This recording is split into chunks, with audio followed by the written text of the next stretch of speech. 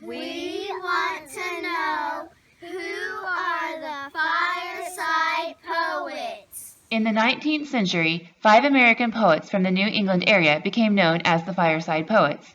They were the first American poets to challenge the popularity of famous British poets.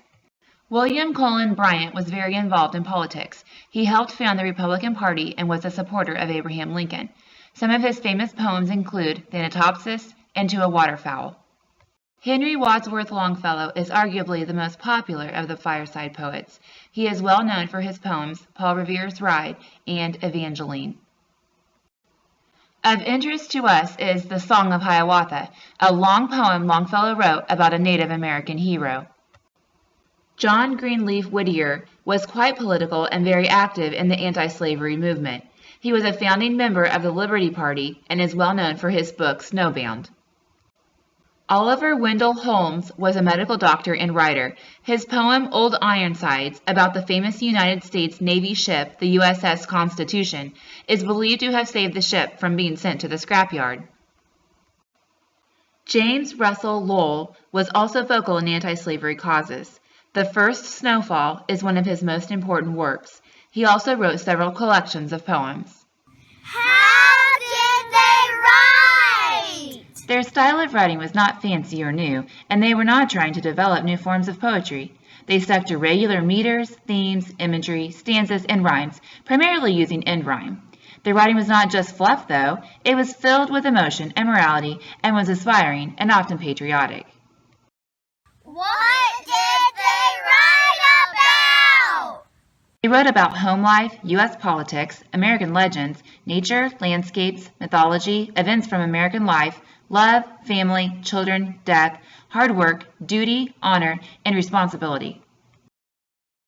The poets sometimes addressed national issues in their writing. One of these causes was the abolition of slavery. They presented the issues in a way where people would actually listen.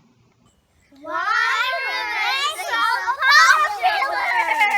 popular? The Fireside Poets wrote for the common people. They were the voice of the average American. People could understand and relate to their writing. They were so popular that school children began memorizing their poems. The Children's Hour by Henry Wadsworth Longfellow. Between the dark and the daylight, when the night is becoming to lower, comes a pause in a day's occupations that is known as the Children's Hour. I hear in the chamber above me the patter of little feet, the sound of a door that is opened, and voices soft and sweet.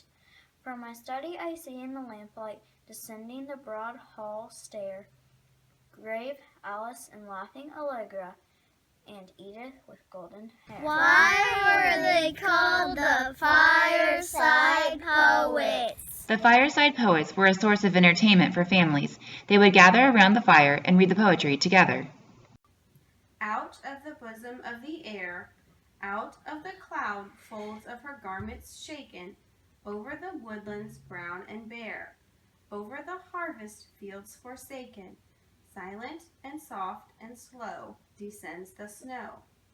Even as our cloudy fancies take suddenly shape in some divine expression, even as the troubled heart doth make in the white countenance confession, the troubled sky reveals the grief it feels. This is the poem of the air, slowly in silent syllables recorded.